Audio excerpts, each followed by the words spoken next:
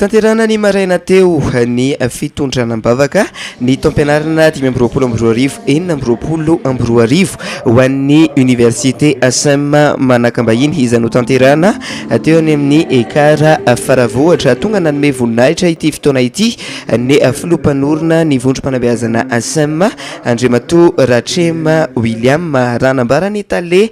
misana ny fampianarana eo anivon'ny université ASM dia zava-dehibe ho an'ny vondrom-panabeazana ASM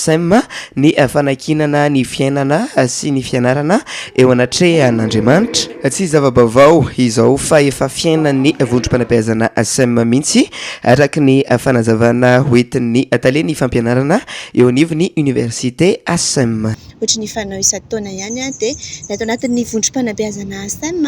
dia manao an'izay fotoana anankiray izay hitondranam-bavaka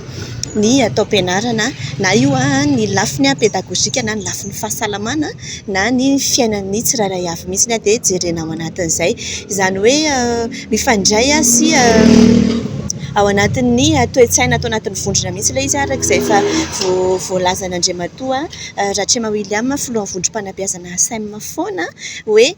ny atao anatin'ny vondrona dia manome lanja ny ara-batana dia ny ara-panahy dia eo ihany koa moa izany ny ara-tsaina dia izay indrindra ny antony androany ho fampitanan'ny mpianatra ny fahendrena sy ny soatoavina ary ny foto-kevitra hijoron'ny université ASM ary hijoron'ny vondrom-panabeazana amin'ny ankapobeny.